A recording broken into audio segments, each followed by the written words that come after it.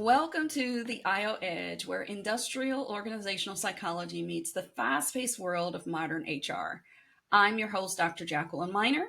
This podcast is dedicated to HR professionals, managers, and IO psychologists looking to lead with insight, strategy, and confidence.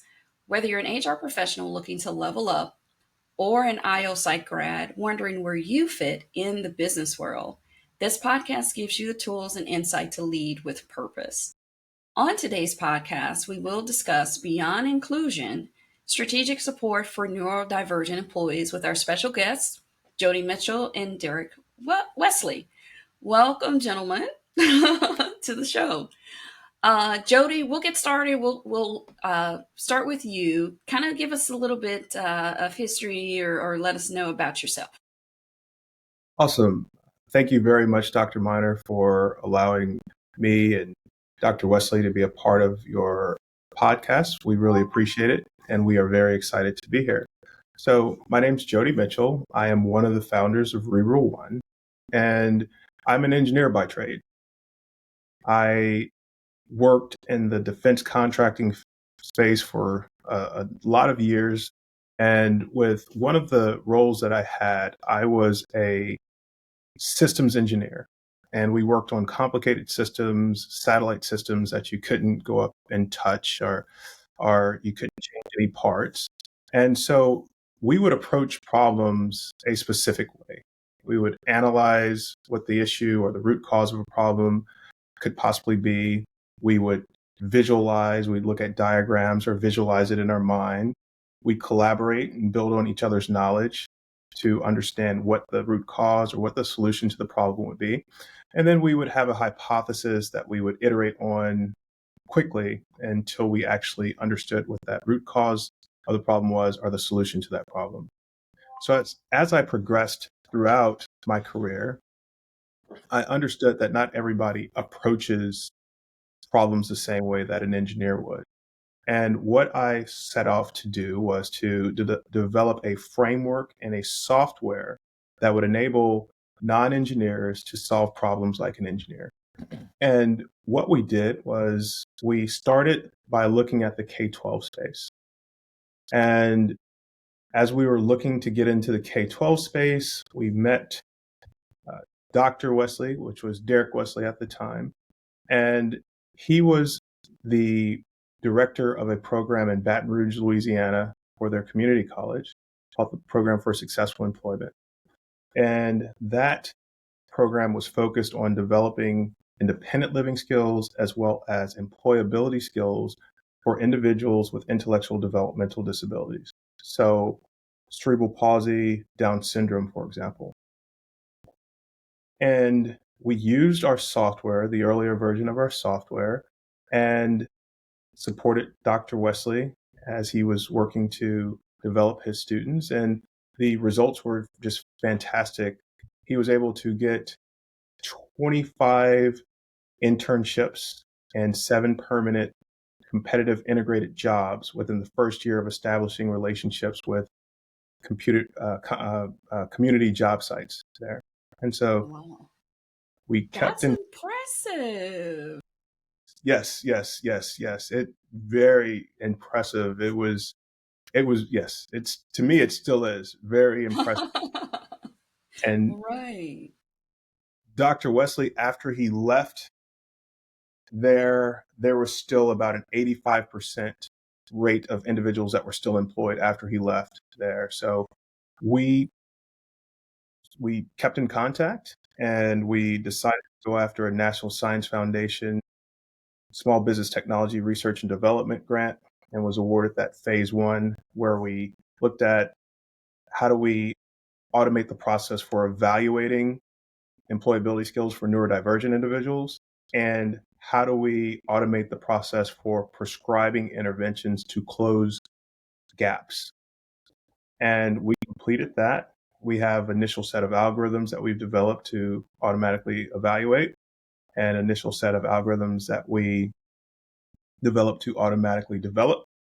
We've also had grant funding from the state of Louisiana, where we looked at being able to select the best algorithm for the job. And so we've completed that development and integrated those algorithms into our existing baseline there. So our focus right now, we are focused on, from a neurodivergent perspective, we're working to get more funding to finish our research and development for that particular area. Okay, great. Well, Jody, I appreciate you giving us a very detailed outlook into that, because I know when you and I talked last year, it was a very interesting topic for me because I work in HR. And I do feel that the sciences can definitely help when we're dealing with neurodivergent employees in the workplace. There are several leaders that have neurodivergent employees and not quite sure how to effectively manage as well as assist them with their performance. So this topic was of great interest to me, and I'm glad I was able to get you on the show as well as Dr. Wesley. Dr. Wesley, I'm going to let you have an opportunity to introduce yourself and kind of tell us what you do at Rebraw One. Thank you, Dr. Minor, for having me. It's very exciting to get to discuss this, as it's a topic that I'm extremely passionate about. So I'm the Education Program Director at Rebraw One. Jody and Britton, the co-founders of the company, both are engineers by trade and have worked in the private sector and corporate world. My career trajectory has been different. I've been in education for the entirety of my adult life, just coming up on year 24. Wow, Yes. congratulations. Thank you. Thank you.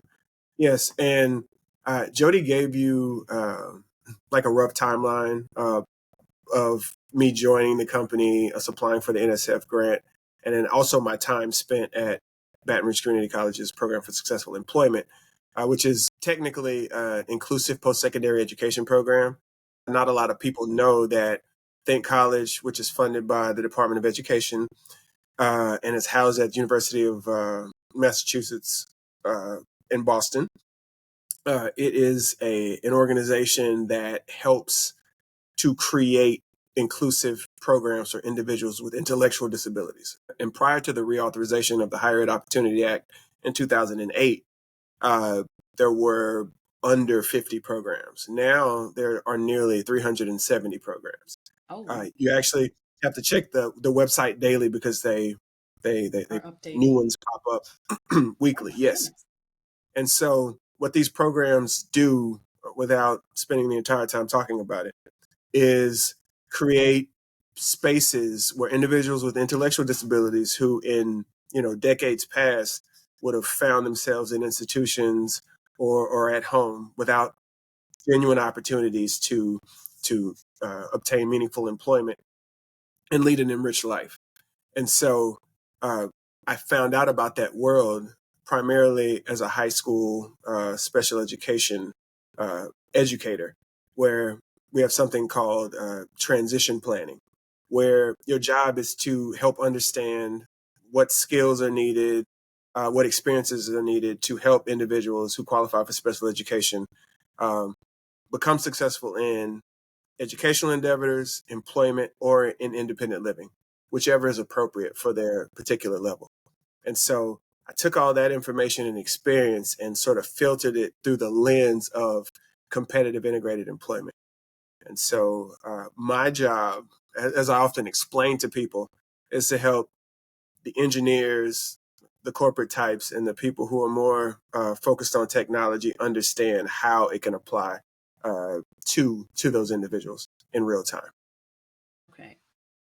Derrick, this is very impressive work. Your backgrounds are phenomenal. And I guess at this point, what I'd like to be able to do, a lot of people may not be familiar with the term neurodiversity or neurodivergent. Can you define and explain neurodiversity? Yes. I believe sociologist Judy Singer in the late 1990s coined the phrase, and there is some overlap in what it means and what was previously understood about the way people think. But if I'm explaining it to a person who does not have a background in education, neurodiversity refers to the natural variations in the way individuals sort of think, process, and learn, and even interact with the world. And so, uh, because we are an assets perspective company, we don't think of them as disabilities. We think of them as exceptionalities, or just basically neurological differences, because they're not Right. deficits, they're just differences. And those include a variety of diagnoses: autism spectrum disorder, attention deficit hyperactivity disorder, which most people now call Mhm. ADHD, Right. dyslexia, as well as others. And so anyone who has a different way of thinking, learning, or processing the world could be considered neurodivergent. Okay. Okay.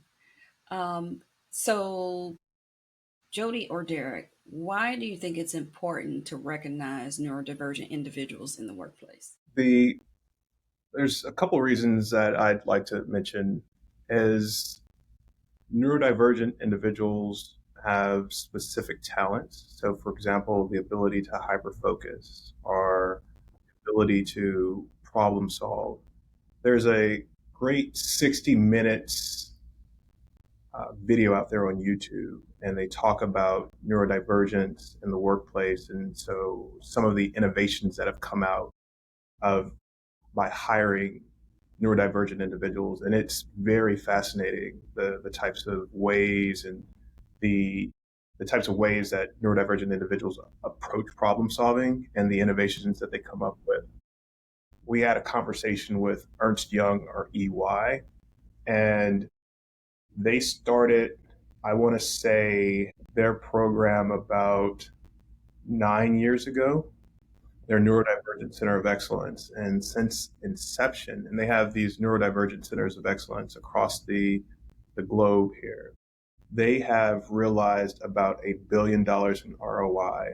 And so, for example, when they're talking about the ability for an entry level neurodivergent individual, their ability to perform at a task at a level that someone would be much senior than them, they can perform at that particular level and different types of job roles there.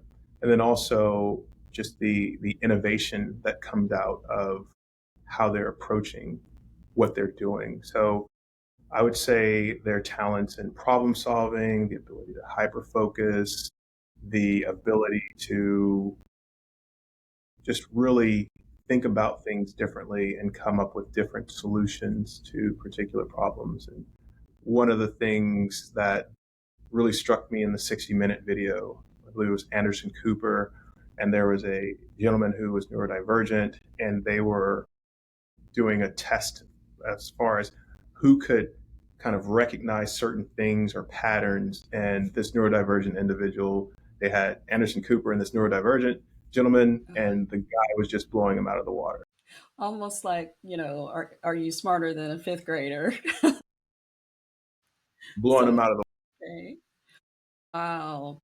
Yeah, because I know that sometimes when you're looking at individuals on the autistic spectrum, they can be very high functioning. And I think I've encountered a few in my workspace, and leaders were aware that there were some differences with the individual or the employee, and noticed that they may have been, usually they use the term a little quirky. And I said, well, we are probably looking at someone that is in the neurodivergent category. And we have to, and the good thing was, it seemed as if the team knew that there was something special about him.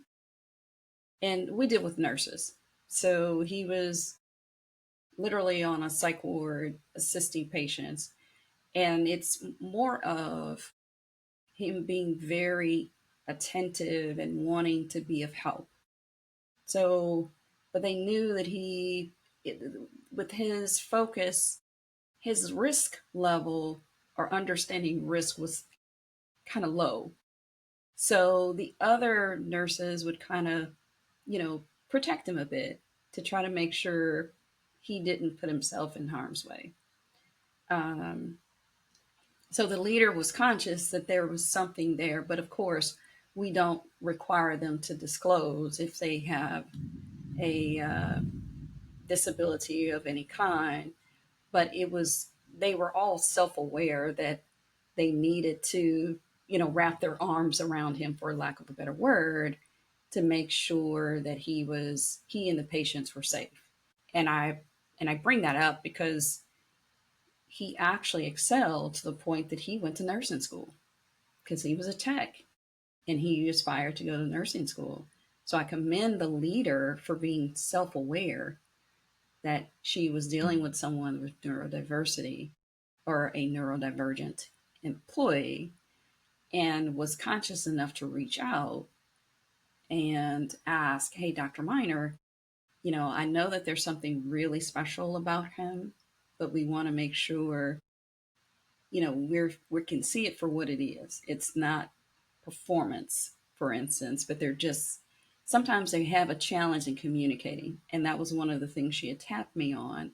So I gave her some techniques and tools for her team without telling them that they needed to talk with him directly, give him direct eye contact so he can read their expressions, read their lips if he needed to, but to be consciously aware to be in front of him when they're communicating information to him, which he was able to process it better than someone calling his name and trying to give him directives and that he didn't visually see them. So nonverbal cues were very high in that example. So, that's kind of the reason I really want to create more awareness for, neurodivergent employees and what you all do, because there could be environments or companies that are struggling with it because they can't identify that they have neurodivergent employees. So they're always kind of attesting this probably a behavioral issue, and they're being mislabeled, for lack of a better word. Um, Great. So moving on, Dr. Minor, what do you all? Yes. Jody.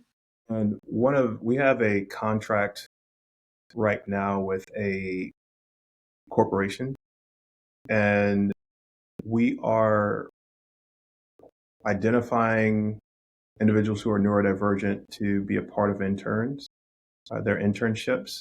And also, as you were talking, I was thinking about the importance of providing an understanding for leaders within the organization that are working with individuals who may be neurodivergent.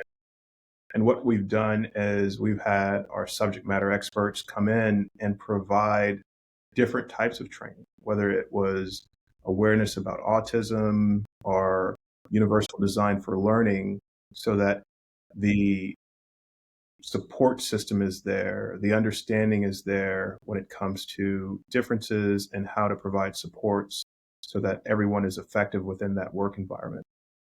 Right. And I think that that's very important because I can say this: working in employee relations, we have a lot of leaders who will contact our department and our team because they're not quite sure, they're wanting information. They're wanting to help their employees to excel at whatever they do. So with this particular leader, I commend her for being able to understand that there was some differences and needed to, get additional support to be able to help that employee excel, which he did. As I said, he went on to nursing school. So that's a, you know, great example, as well as being able to educate the leaders on how to, you know, be inclusive with this group, also how to identify and how to work with them to excel at their jobs. So, so I appreciate, giving us some effective practices or, things or resources, for lack of a better word. So when we look at strategic support, how can we develop employability skills tailored to neurodivergent individuals? Sure. So just looking at like a few specific areas, when you look at, let's take hiring practices first. Neuro-inclusive hiring, just at a base level at the start, like very clear job descriptions, skills-based assessments, and then actually thinking around alternatives to traditional interviews. And so in our uh, partnership that we have with a company, we've been in discussions for that now.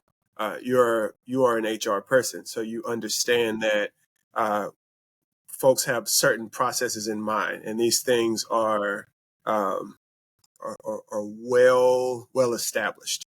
And so to step outside of that requires some coaching and some openness. And so this particular company has been open to that.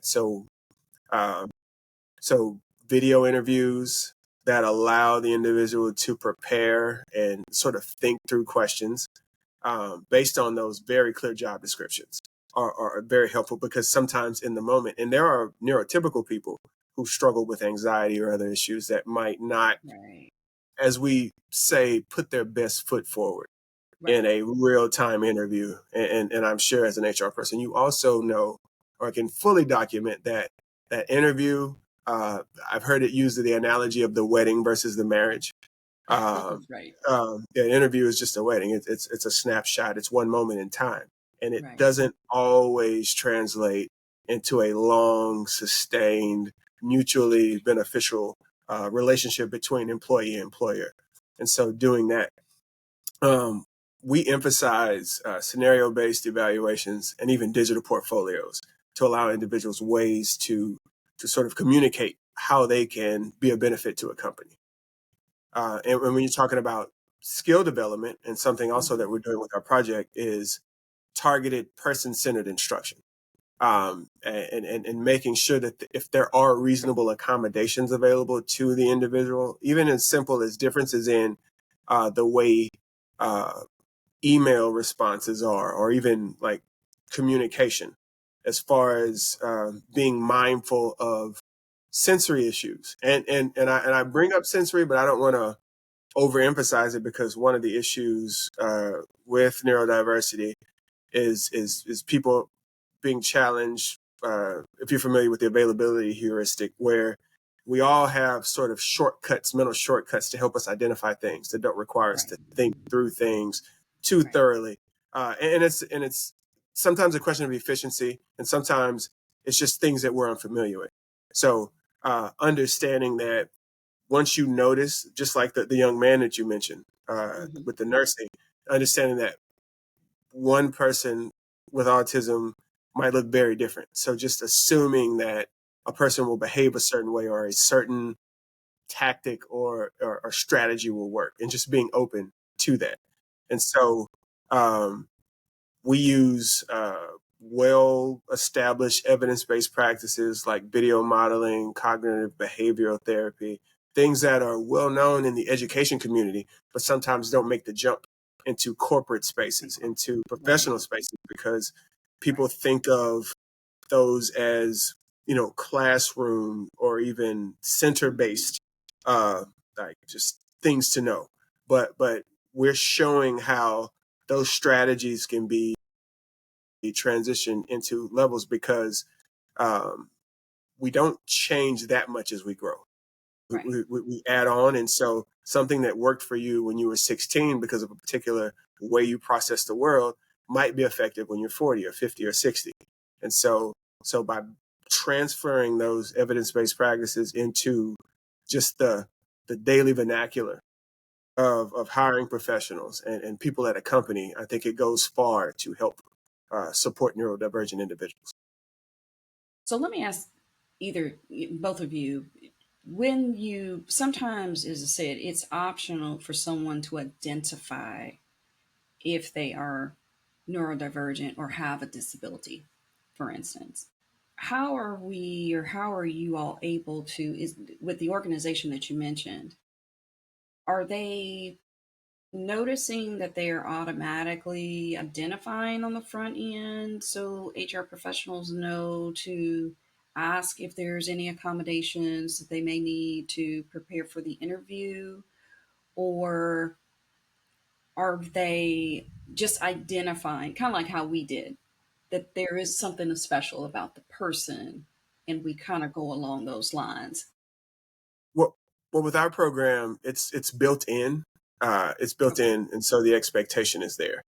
And so I Okay. will tell you that, but however, as far as the co-workers and the team that the individual is a part of, while they know that the person qualifies as neurodivergent, they don't know the specifics.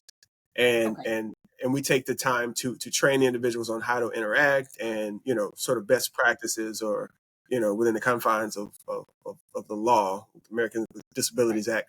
But also, Right. I work with the individuals themselves from a self-determination, self-advocacy standpoint, to understand that disclosure is, it's completely up to them. Uh, but I will say an offshoot of that is that with that heightened awareness and because of the program itself, individuals in the company are starting to recognize those characteristics or those differences in others that it just hadn't occurred to them. And so, yeah. Okay. Yeah, because I'm not quite sure, as you said, people can either identify or not. And sometimes they're a little apprehensive of identifying on an application because they don't want to feel as if, oh, if they find out, I may not be hired. So if we have those persons that come in that have not, identified straight away, I'm very conscious, like with this leader who knew something wasn't quite right. So asking the right questions and kind of understanding what that kind of looks like. Because as I said, everyone's not going to, I'm not a clinical psychologist by trade, Mm. but I know Right. enough to be dangerous in regards to this is something that they basically have taught us being in psychology on how to at least quickly identify that they're exhibiting signs of autism because I'm noticing they're being very hypersensitive to lighting. I've tried to be a resource to my team that if they have anything of that nature to I'm more than happy to, talk with them about that. But I really, really appreciate that and the feedback. And as the world of AI advances and spreads into the workplace, I know that y'all's work will become even more valuable to organizations where I work and as well as my consultantry business. So, to my listeners, please reach out to Jody and Derrick if you want to learn more about how they can craft a solid career path for neurodivergent employees in your organization. And I'll be sharing Jody and Derrick's contact information in the comments section. So, gentlemen, I want to thank you guys for being here. This episode of the IO Edge was brought to you by Rebrawl One. Revolutionizing the way organizations and workers attain goals through the use of data and technology. So learn more at rebral1.ai. So it's REBRAL1.ai. Thank you for tuning in. On our next episode, we will explore the future of work as human, where HR and IO psychology must collaborate. Be sure to subscribe to stay connected to the conversation at the intersection of psychology, business, and human resources. I'm Dr. Jacqueline Minor. I'll see you soon.